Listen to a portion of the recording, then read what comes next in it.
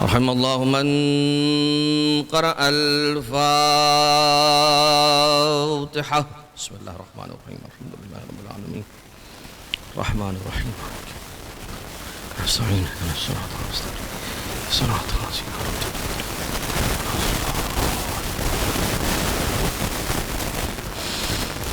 لا حول ولا قوة إلا بالله العلي العظيم. حسبنا الله ونعم الوكيل، نعم المولى ونعم النصير. أعوذ بالله من الشيطان اللعين الرجيم. بسم الله الرحمن الرحيم. حمدا لك يا ذا الجود والإحسان والفضل والطول والامتنان، وصلاة وسلاما على من لا ينطق عن الهوى إن هو إلا وحي يوحى.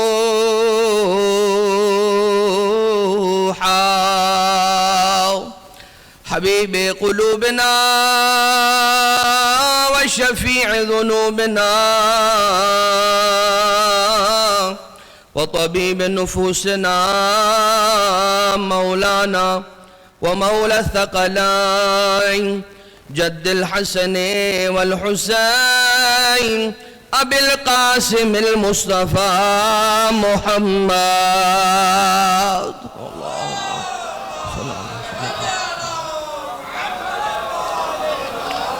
وعلى آله الذين وأذهب الله عنهم الرجس وطهرهم تطهيرا.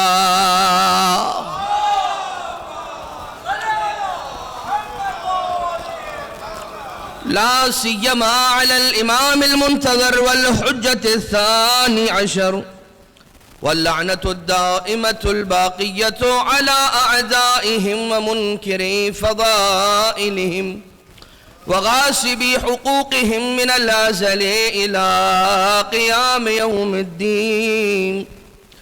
أما بعد، فقد قال الله سبحانه وتعالى في محكم كتابه ومتقن خطابه وقوله الحق وهو أصدق القائلين. بسم الله الرحمن الرحيم. ووجدك عائلا فأغنى. الصلوات.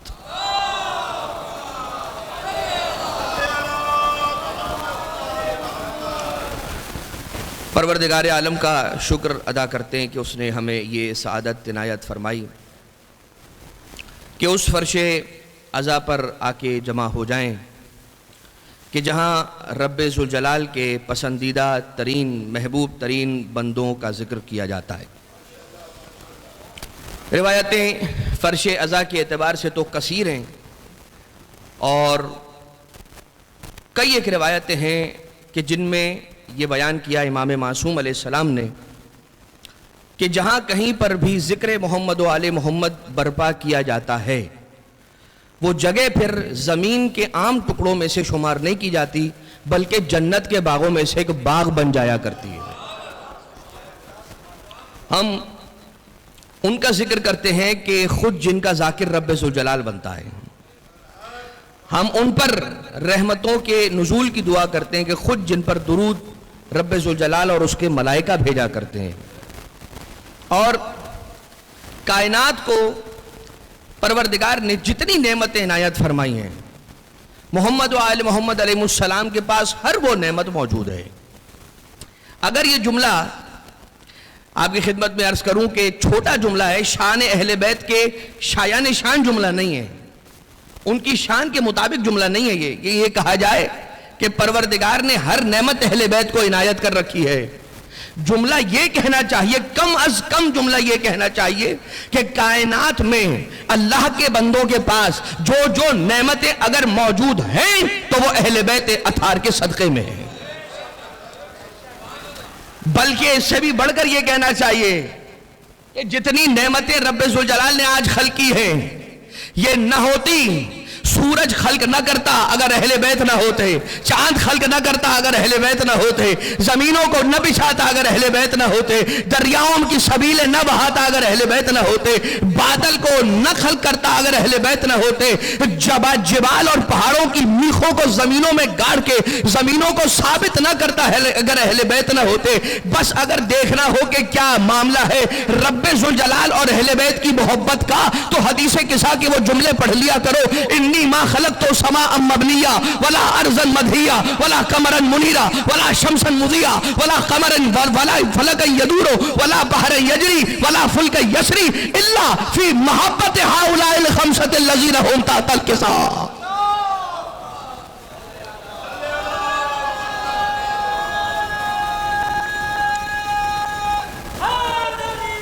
یا علی اللہم صلی علی محمد. یہ ماجرا پروردگار نے یہ نہیں کہا انی ما خلقت السماء مبنیہ ولا ارضا مدھیہ ولا قمرا منیرا، یہ سب کہنے کے بعد یہ نہیں کہا الا لخمسۃ الذین هم تحت الکساء، یہ نہیں کہا ہے الا فی محبت ہؤلاء الخمسۃ الذین کہا ہے. لفظ محبت بیچ میں ہے. اب اگر کوئی مودت اہل بیت کی بات بیان کر رہا ہو قرآن کریم کی آیہ مودت کی روشنی میں تو یہ نہ کہا کرو کہ مودت اور محبت اہل بیت کی بیکار کی باتیں ختم کریں اور کوئی کام کی باتیں کر لیا کریں. اس لیے کہ جو سارا آپ پروردگار عالم کا سجایا ہوا گلشن دیکھتے ہیں، یہ سورج دیکھتے ہیں، یہ چاند دیکھتے ہیں، یہ زمینیں دیکھتے ہیں، یہ آسمان دیکھتے ہیں، یہ پہاڑ دیکھتے ہیں، جو کچھ اللہ نے خلق کیا نہ کرتا اگر اسے اہل بیت کی ان 5 کی محبت نہ ہوتی جو چادر کسا کے نیچے ہیں. جن سے خدا محبت رکھے اگر ہم بھی ان سے محبت رکھیں تو کیا برا ہے، بلکہ یہ تو واجب ہے. قل لا اسألکم علیہ اجرا الا المودۃ فی القربى. پروردگار عالم نے اس آیت کے اندر نہیں کہا قل اے حبیب کہہ دیجئے لا اسألکم علیہ اجرا، کار رسالت کا کوئی اجر نہیں چاہیے، الا التقوی، نہیں کہا الا التقوی، نہیں کہا الا الصلاۃ، نہیں کہا الا الطاعہ. تو کیا طاعت نہیں چاہیے؟ طاعت تو چاہیے. تو صلاۃ نہیں چاہیے؟ صلاۃ تو چاہیے. تقوی نہیں چاہیے؟ تقوی چاہیے. یہ سب چاہیے، مگر جو شے کار رسالت کی اجرت بنے گی وہ ان ساری چیزوں سے بالا تر ہوگی.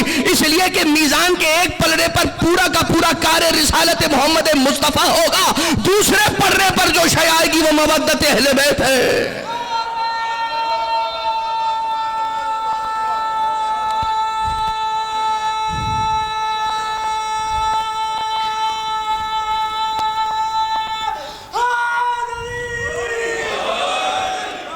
اب آپ نے دیکھا انداز کہ کائنات کی خلقت ہوئی ہے اللہ کی اس محبت کی وجہ سے کہ جو ان 5 سے رکھتا ہے کہ جو چادر کے ساتھ نیچے ہیں.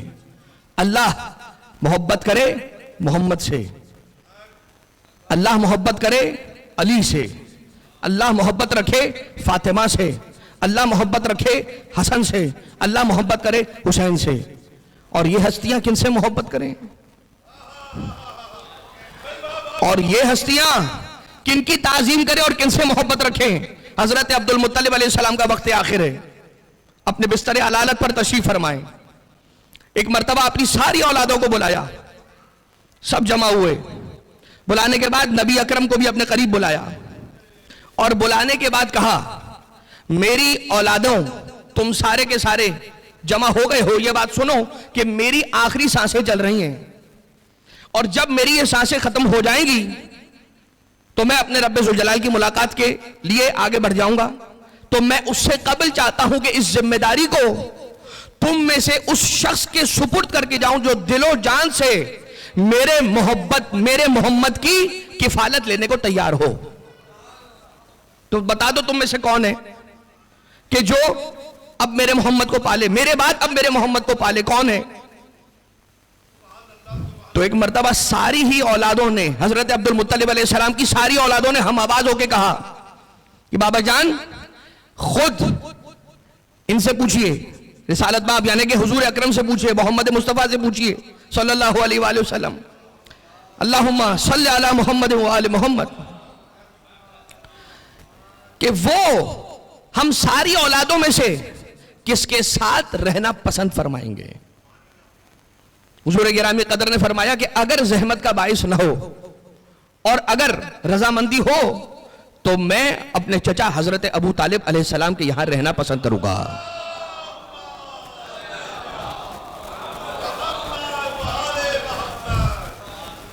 اب حضرت ابو طالب علیہ السلام کے گھر تشریف لے آئے۔ حضور گرامی قدر کم سنی اور بزرگ سنی، کوئی قید کسی قید کے اندر مقید نہیں کیا جا سکتا نبی اکرم کو، یہ بات یاد رکھیے گا، کسی قید میں مقید نہیں کیا جا سکتا حضور کو۔ ایک مرتبہ کم سنی کا عالم ہے، رسول ان درختوں سے کہ جو حضرت ابو طالب علیہ السلام کے باغوں میں کھجوروں کے اور نخلے لگے ہوئے تھے، وہاں سے کھجوریں تناول فرمانا پسند کرتے تھے، مگر اس سے قبل کہ وہاں پر بچے جو آ کے جمع ہوتے تھے وہ آپس میں لڑ جھگڑ کے ساری کھجوریں اٹھا کر لے جایا کرتے تھے، اور آخر میں رسالت مآب بغیر کھجور کے رہ جاتے تھے، ان کے ہاتھ کوئی کھجور نہ آتی تھی، اس لیے کہ وہ اس لڑائی کا حصہ نہیں بنتے تھے، اس نزاع کا حصہ نہیں بنتے تھے کہ جو لڑائی وہاں پر بچے کھینچا تانی کر کے آپس میں اپنے لیے کھجوریں وہاں سے مہیا کر لیتے تھے زمین پر گری ہوئی۔ تو جناب بی بی فاطمہ بنت اسد، اللہم صلی علی محمد وآل محمد،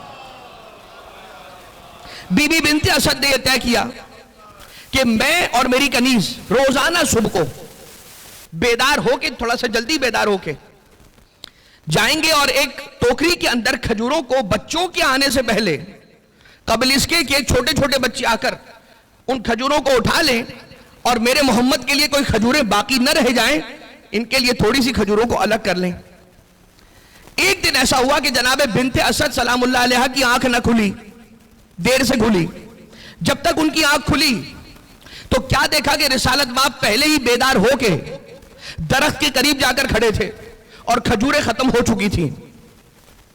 جیسے ہی جناب بنت اسد کی آنکھ کھلی ہے تو فرماتی ہے میں نے شرما کے بستر نہیں چھوڑا اور وہیں پر لیٹے لیٹے میں منظر دیکھتی رہی کہ اب کیا ہوتا ہے۔ اتنے میں کیا دیکھا کہ رسالت مآب کھجور کے درخت سے، اس نخلے سے گفتگو فرمانا شروع کرتے ہیں اور کہتے ہیں یا ایتھا الشجرۃ انا جائعن، اے درخت میں بھوکا ہوں، ائتنی بالتمر، مجھے کھجوروں کی عطا کرنے کے ذریعے سے مجھے کھجوریں عطا کر، مجھے کھجوریں دے، میں کھجوریں چاہتا ہوں تجھ سے۔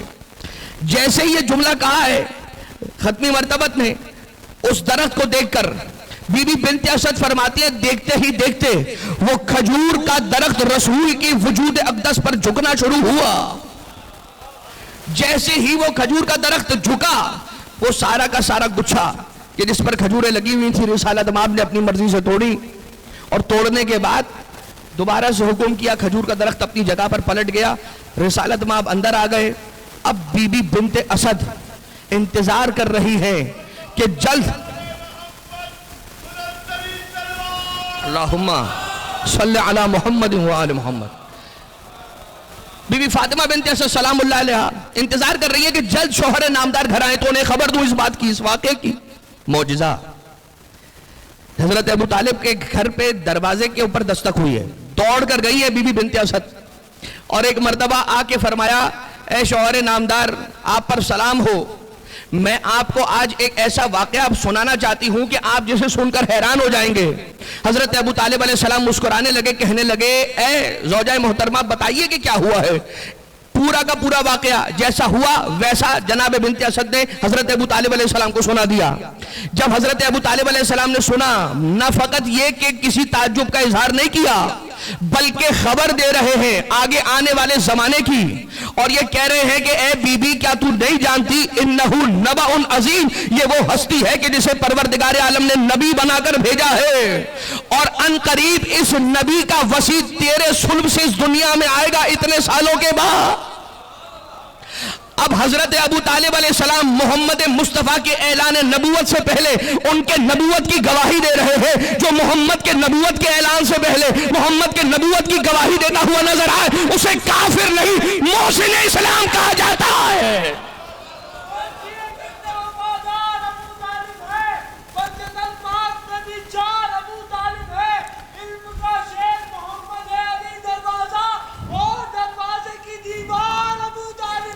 سبحان اللہ، سبحان اللہ، یا علی یا علی یا علی۔ اچھا، اب حضرت رسالت مآب کے نکاح کے اعتبار سے جو احوال ہے نا، وہ تو ابھی آپ کی خدمت میں عرض کرتا ہوں، لیکن اس سے قبل یہ جو کفالت کی بات آئی ہے ابھی، تو جناب مریم سلام اللہ علیہ کی ولادت کا جو سارا کا سارا واقعہ ہے، قرآن کریم نے جسے نوٹ بھی کیا ہے، اپنی آیتوں کے اندر ریکارڈ کیا ہے، تسجیل کیا ہے، وہ کیا کہتا ہے؟ والدہ جناب مریم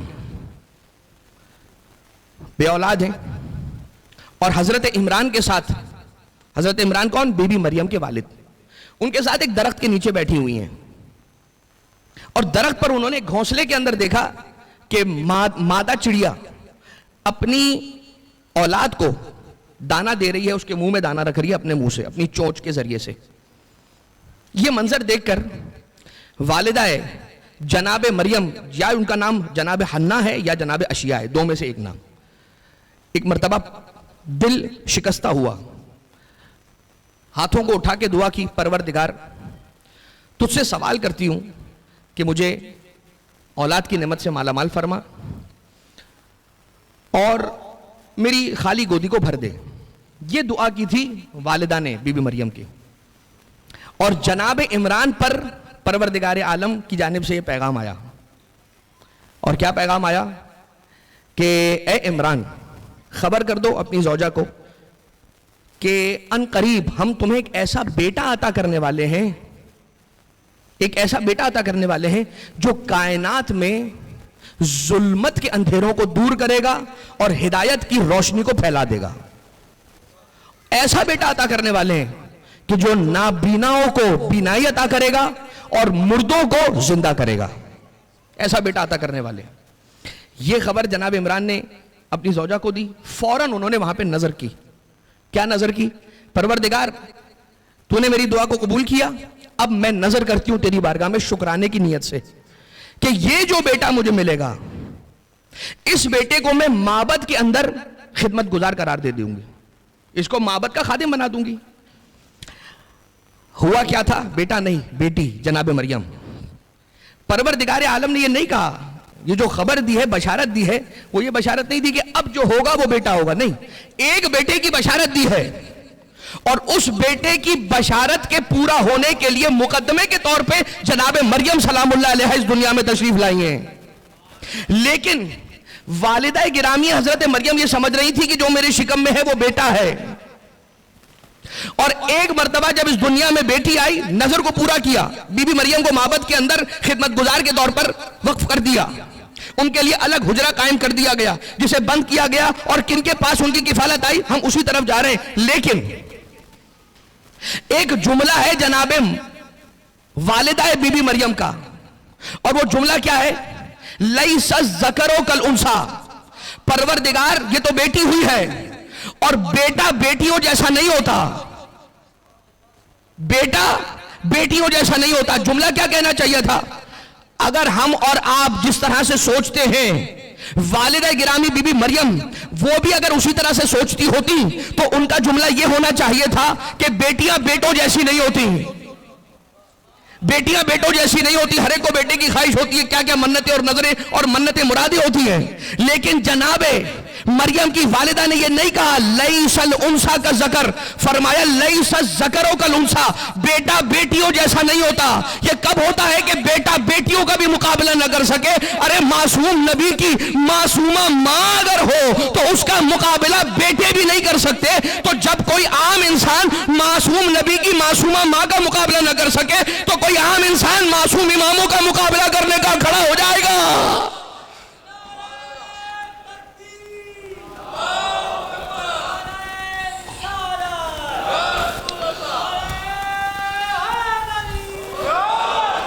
اب بات اللہم صلی علی محمد و آل محمد. بی بی مریم کی کفالت کی آئی. بڑے بڑے علماء یہود ہیں کہ جنہوں نے اس بات کی خواہش کا اظہار کیا کہ ہمیں چاہیے بی بی مریم کی کفالت. پروردگار عالم کا فیصلہ تو یہ نہیں تھا. پروردگار نے اپنا فیصلہ کرنا تھا لیکن اس طرح سے کرنا تھا کہ سب قانے ہو جاتے اور سب راضی رہتے. لہذا کہا تم جتنے علماء ہو ایک کام کرو, اپنے اپنے قلم کو لے آؤ. اور قلم کون سے ہیں؟ لوہے کے قلم ہیں, لکڑی کے قلم, پلاسٹک کے قلم نہیں ہیں, لوہے کے قلم ہیں. اور انہیں پانی کے حوالے کر دو, پانی میں ڈال دو. جس کا قلم قانون فطرت کی مخالفت کر کے پانی پر تیرتا رہے, جس کا قلم قانون فطرت کی مخالفت کر کے, قانون فطرت کی مخالفت کا کیا مطلب ہے؟ قانون فطرت کی مخالفت کا مطلب ہے کہ جو قلم لوہے کا ہوتا ہے اسے پانی میں ڈالیے کبھی بھی تیرے گا نہیں, ہمیشہ ڈوب جائے گا.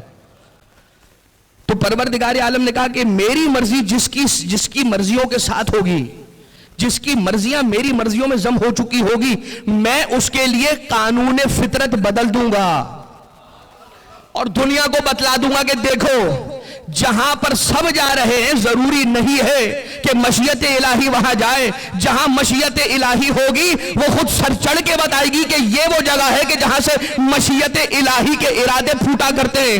ایک مرتبہ کسی کا نہیں, جناب زکریا سلام اللہ علیہ کا جو قلم تھا وہ پانی پر تیرنے لگا اور طے ہو گیا کہ معصوم حضرت زکریا ہی معصومہ بی بی مریم کی کفالت کا حق رکھتے ہیں. اب مجھے بتائیے کہ وہ پروردگار کہ جو اپنے معصوم نبی کی معصومہ ماں کو غیر معصوم سے نہ پلوائے, وہ اپنے حبیب کو کسی کافر کے گھر پلنے کے لیے کیسے چھوڑ سکتا؟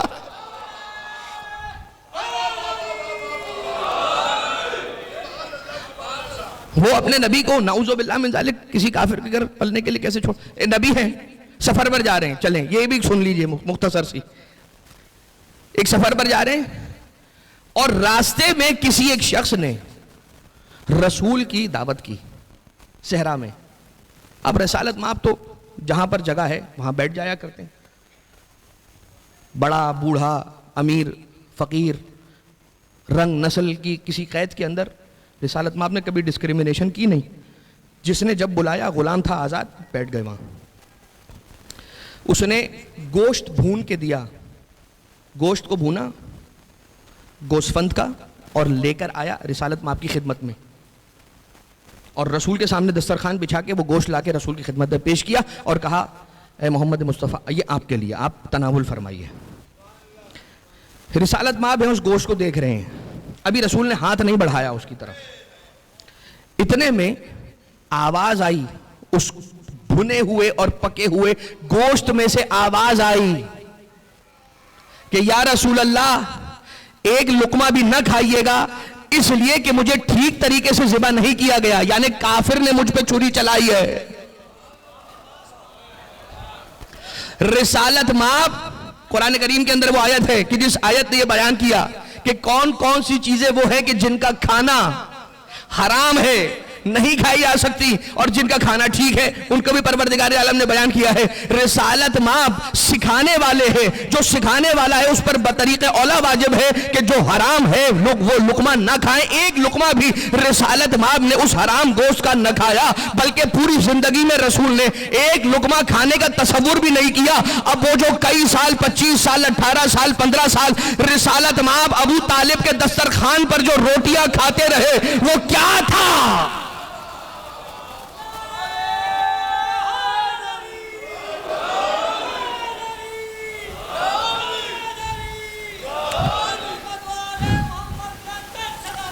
اللہم صلی علی محمد و آل محمد.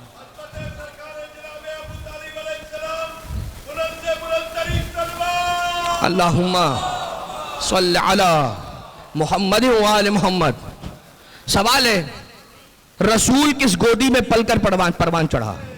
نہیں ضرورت ہے رسول کو، نہیں محتاج ہے، لیکن پروردگار عالم کا جو اس کائنات کا نظام ہے اس نظام کو اللہ نے رسول کے لیے تبدیل نہیں کیا. اور جس طرح سے ایک نظام اور انتظام پروردگار عالم کا چلتا ہے اس طرح سے چلایا گیا، لیکن عام لوگوں سے فرق کو واضح رکھنے کے لیے اور عام انسانوں سے جدا رکھنے کے لیے ان کی فضیلتوں کو اور ان کے مقام کو لوگوں پر واضح رکھنے کے لیے معجزات کا سہارا لیا گیا قدم بقدم رسول کی ہر عمر مبارک اور ہر سن مبارک کے اندر، تاکہ لوگ یہ نہ سمجھیں کہ یہ تو ہماری ہی طرح کھاتا پیتا ہے، لوگ یہ نہ سمجھیں کہ یہ ہماری ہی طرح گلیوں کوچوں کے اندر پھرا کرتا ہے، یہ ہماری ہی طرح کا دکھتا ہے، یہ ہماری ہی طرح کا بولتا ہے، یہ ہماری طرح کا اوڑھتا بچھوتا ہے. انما انا بشر مثلکم کہا ہے، مگر اس کے بعد فل سٹاپ نہیں لگایا، کہا یوحا الیہ، مجھ پر وحی ہوتی ہے، تم پر وحی ہوتی ہے کیا؟ یوحا الیہ، یوحا الیہ. رسول کو پالا کس نے؟ حضرت ابو طالب علیہ السلام نے. رسول کا نکاح پڑھایا کس نے؟ حضرت ابو طالب علیہ السلام نے. رسول کو دولہا بنایا کس نے؟ حضرت ابو طالب نے. رسول کے جو ہم آج کل کہتے ہیں سائیڈ فرینڈ، بلا تشبیہ معذرت، حضرت ابو طالب علیہ السلام ہے. ساتھ ساتھ رسالت مآب کو لے کر آ رہے، سجایا ہے حضرت ابو طالب علیہ السلام نے رسالت مآب کو دولہا بنا کے. کیسے سجایا؟ اب یہ ذرا سنیے گا اور تاریخ میں جا کر دیکھیے گا کیسے سجایا. حضرت ابراہیم علیہ السلام کا امامہ پہنایا، حضرت موسیٰ علیہ السلام کی عبا پہنائی، حضرت موسیٰ علیہ السلام کا عصا ہاتھوں میں دیا، انگلی کے اندر حضرت سلیمان کی انگوٹھی پہنائی، تن پہ حضرت یوسف کا کرتا پہنایا، حضرت موسیٰ علیہ السلام یا حضرت ابراہیم علیہ السلام کی نالینیں پہنائی، اور انبیاء ما سلف کے تبرکات میں ڈبو کے رسول کو سجا کے لے کر آئے ہیں دولہا بنا کے بی بی خدیجہ طاہرہ سلام اللہ علیہا کے لیے.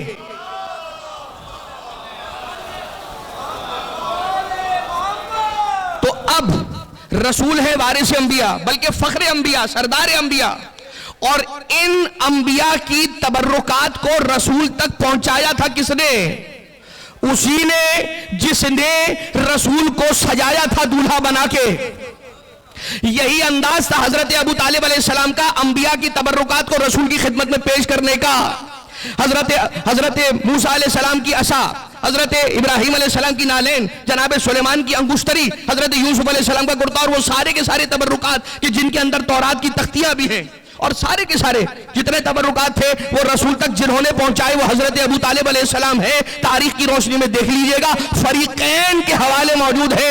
بس ایک سوال ہے اس واقعے کو سنانے کے بعد، اور سوال یہ ہے، مجھے یہ بتائیے گا اگر تم اور میں یا جو کوئی بھی حضرت ابو طالب علیہ السلام کو نعوذ باللہ من ذالک ثم نعوذ باللہ ثم نعوذ باللہ ثم نعوذ باللہ کافر کہتا ہے، تو صرف یہ بتائے اللہ کے نبیوں کی امانتیں ایک کافر کے گھر میں کیا کر رہی تھی؟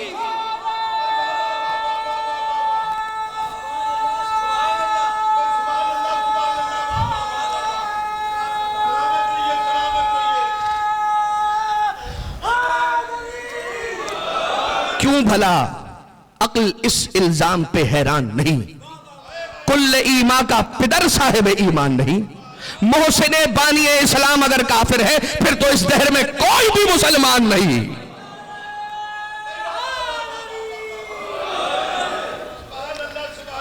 اچھا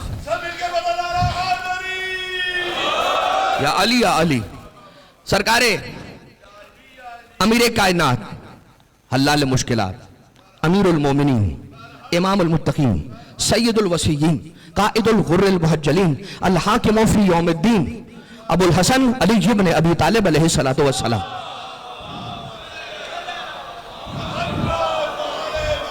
جوف کعبہ میں تشریف لائے.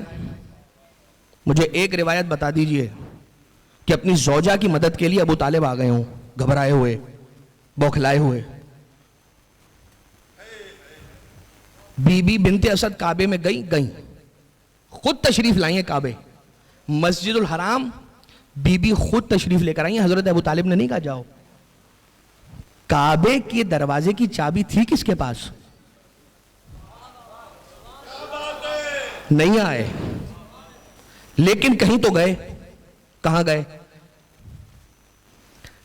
حضرت ابو طالب علیہ السلام اس وقت تشریف لے گئے. یہ روایت ہے ینابیع المودہ شیخ سلیمان حنفی قندوزی رحمۃ اللہ علیہ تعالیٰ کی کتاب کے اندر انہوں نے لکھی ہے.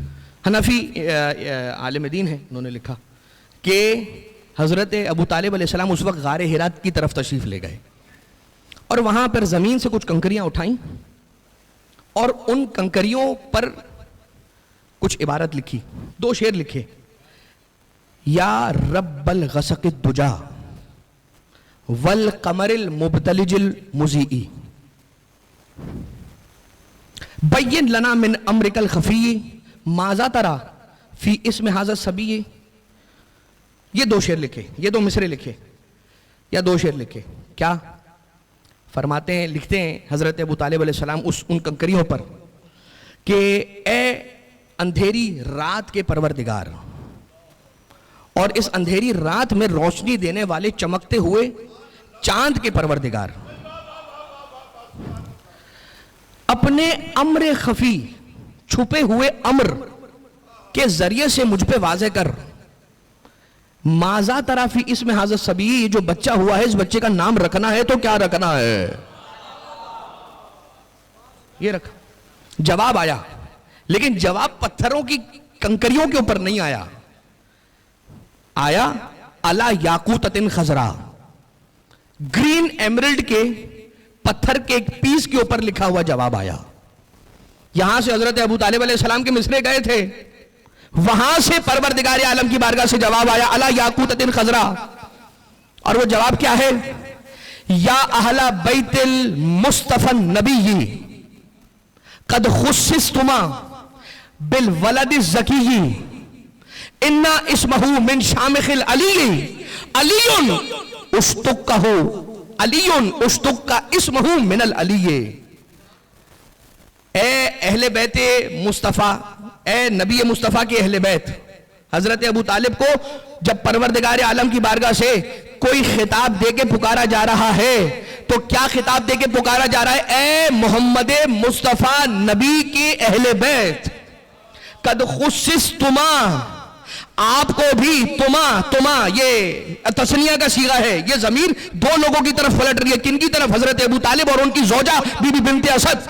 قد خصصتما بالولد الزکی، ایک پاک طیب طاہر بیٹے کے ساتھ ہم نے تمہیں مخصوص کیا ہے. یعنی ایسا بیٹا دیا ہے جیسا بیٹا اور کسی کو نہیں دیا ہے. جو تمہاری گود میں ہے بس یہی علی ہے، اب کسی اور زمانے میں کوئی الگ علی آنے والا نہیں ہے. یہی علی ہے جو ان 2 کی گود میں ہے. خصصتما، تخصیص کیا پروردگار عالم نے. جب پروردگار عالم تخصیص کر رہا ہے تو تعمیم کی ہمیں کہاں سے حق ہو جائے گا؟ اچھا، ان اسمہ من شامخ العلی، علی کا نام چونکہ یہ علی ہے، بلند ہے، تو اس کا نام بھی بہت بلندی سے آئے گا. علی اشتق کا اسمہ من العلی. یاد رکھنا ہے، میں جیسے علی ہوں تو میرے علی نام سے ہی اس بچے کا نام بھی علی ہی قرار پائے گا. علی. تو یہ کون ہے؟ یہ حضرت ابو طالب علیہ السلام ہے کہ جن کی پروردگار عالم سے ایسے گفتگو ہو رہی ہے کہ غار حرا جا رہے ہیں اور اپنے بیٹے کا نام بارگاہ الہی سے تجویز کروا رہے ہیں. شکر مانے امت مسلمہ کے حضرت ابو طالب علیہ السلام کا لہو ہر وقت اسلام پر قربان رہنے کے لیے تیار تھا. اس لیے کہ جتنی قربانی حضرت ابو طالب علیہ السلام کے لہو نے دی ہے اتنی قربانی اور کسی سے نہیں لی گئی. آپ دیکھ لیجئے، اگر کربلا معلیٰ کے اندر حضرت عباس علیہ السلام کو دیکھے تو کون ہے؟ عباس ابن علی ابن ابی طالب. علی اکبر کون ہے؟ علی ابن الحسین ابن علی ابن ابی طالب. قاسم کون ہے؟ قاسم ابن حسن ابن علی ابن ابی طالب. علی اصغر کون ہے؟ علی ابن الحسین ابن علی ابن ابی طالب. اون محمد کون ہے؟ اون بنت زینب بنت علی ابن ابی طالب.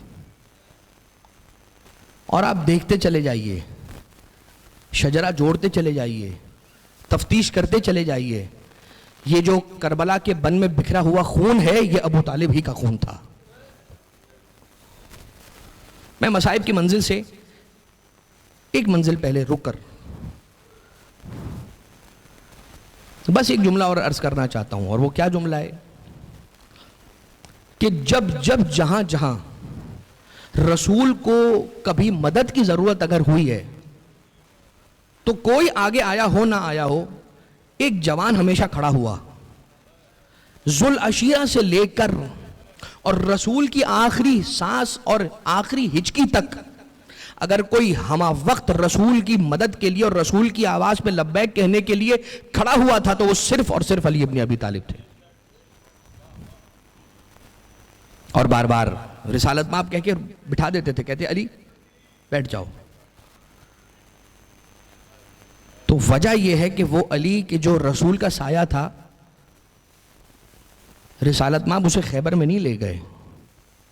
یہ کہا کہ آشوب چشم میں آنکھوں میں درد ہے, تو رسول کا سایہ ہو اور خیبر میں نہ ہو یہ کیسے ممکن ہے؟ دراصل امتحان تھا ان لوگوں کا کہ جن لوگوں نے بڑے دعوے کر رکھے تھے کہ یہ تو یا رسول اللہ ہر جگہ پہ ابو طالب کا بیٹا علی آ جاتا ہے. اگر یہ نہ ہو تو دیکھیے آپ ہم کیسے اپنی شجاعت کے تیور دکھلاتے ہیں. تو رسول نے 1-2 راتوں تک نہیں 39 راتوں تک چیک کر لیا کہ اگر کسی میں دم ہو تو 1-2 نہیں 20-30-40 راتوں تک تو آ جائے. اور شکریہ ادا کیجئے گا ابو طالب کے لہو کا کہ اگر علی ابن ابی طالب نہ آئے ہوتے تو نہیں معلوم مسلمان لشکر کے ساتھ کیا عالم ہوتا. میں نے بات کو یہیں پر روک دیا.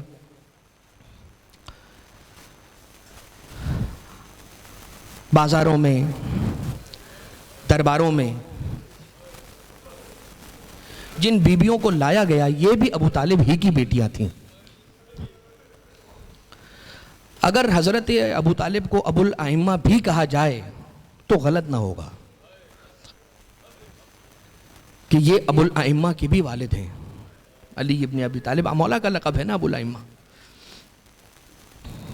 حضرت ابو طالب علیہ السلام ہیں, بستر علالت پر ہیں, وقت آخر چل رہا ہے, اور رسالت مآب کو قریب بلایا, سرکار امیر المومنین کو قریب بلایا, اور بلانے کے بعد اپنے بیٹے کو فقط ایک وصیت کی کہ اے بیٹا علی یاد رکھنا محمد کا دامن کبھی نہ چھوڑنا, محمد کا دامن کبھی نہ چھوڑنا. ایک ہی وصیت فرمائی. اور اس کے بعد حضرت ابو طالب علیہ السلام کی روح قفس عنصری سے پرواز کر گئی.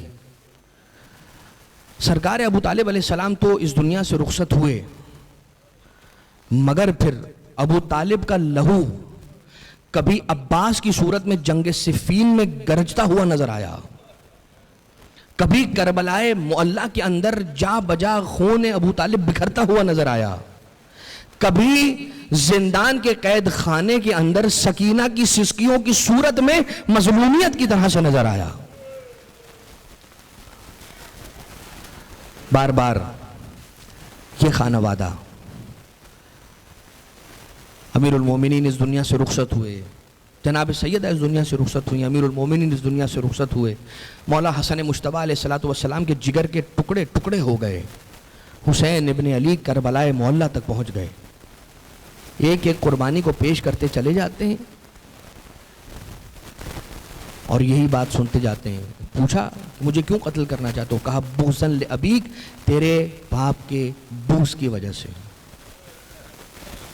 اور حضرت ابو طالب علیہ السلام پر جو بھی تہمتیں لگائی گئی وہ بھی علی کے بغض کی وجہ سے کہ علی کا باپ ہے.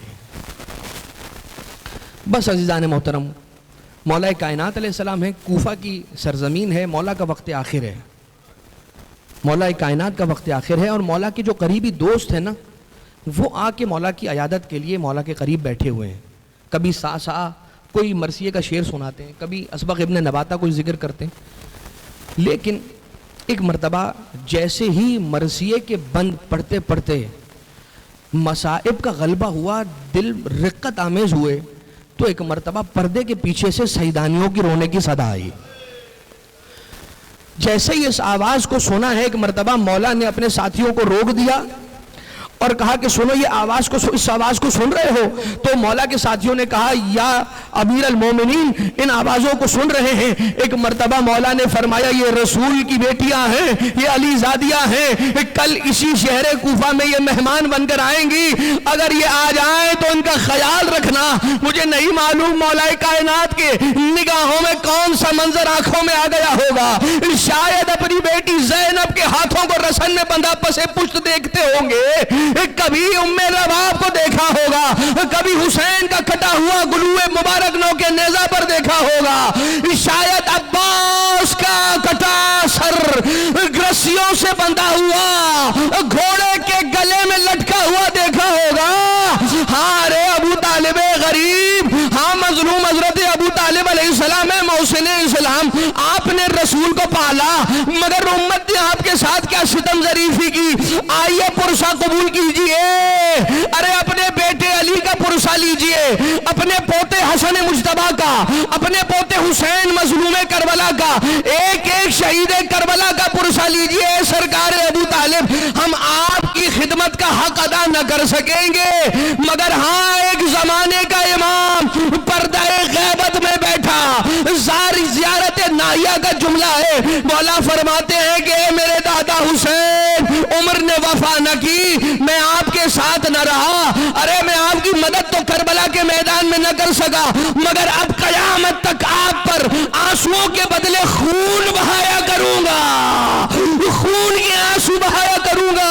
مگر ہاں عزیزو یہی مہدی ہے کہ جو ابو طالب علیہ السلام کا پوتا غیبت میں بیٹھا کربلا کے مصائب کو سن کر نہیں بلکہ کربلا کے واقعے کو دیکھ کے روتا ہے. ارے کبھی قاسم گل بدن کی پامال لاش کے ٹکڑوں کو دیکھ کے روتا ہے، ارے کبھی علی اکبر کے سینے میں برچھی کا ٹوٹا ہوا پھل دیکھ کے روتا ہے، ارے کبھی بیویوں کے سروں پر رداؤں کے نہ ہونے کو دیکھ کر روتا ہے، ارے کبھی جلتے خیموں کو دیکھ کے روتا ہے. آزادہ رو حسین کے غم خارو، زمانے کا امام پردہ غیبت میں بیٹھا اپنے دادا حسین پر روتا ہے. ارے کبھی قاسم کی پامال لاش کے ٹکڑوں کو دیکھ کے روتا ہے، کبھی علی اکبر کے زخمی کلیجے کو دیکھ کے روتا،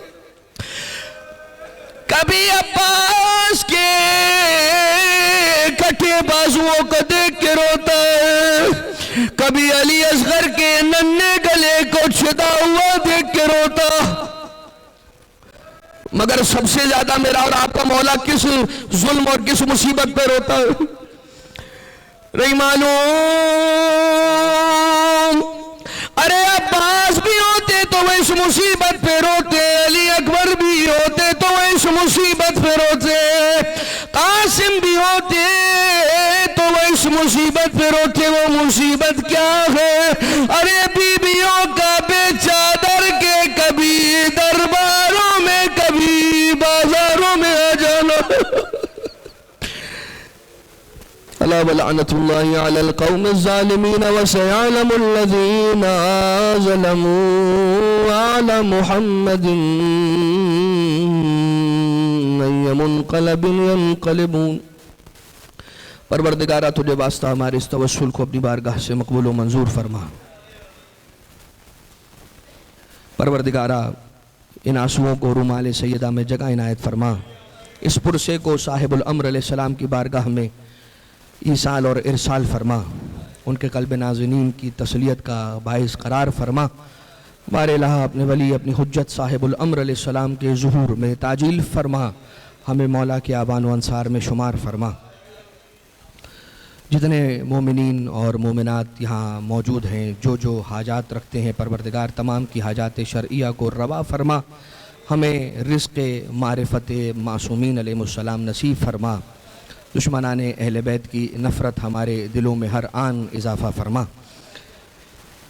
ایک سورہ فاتحہ کی تلاوت کی گزارش ہے۔ سید خورشید الحسن رضوی ابن سید الطاف علی، سیدہ خاتون بنت سید محمد، سید وقار احمد رضوی ابن خورشید الحسن رضوی، سید افتخار احمد رضوی ابن سید خورشید الحسن، سعیدہ خاتون بنت خورشید الحسن، آل زہرا بنت سید خورشید الحسن، مولانا سید محمد باقر شمس ابن سید سبت حسین نقوی، سید محمد مرتضی ابن مولانا سید محمد باقر شمس، سید محمد موسیٰ ابن مولانا سید محمد باقر شمس، سید محمد فاخر ابن مولانا سید محمد باقر شمس، سیدہ واحدہ بیگم بنت ولی جان۔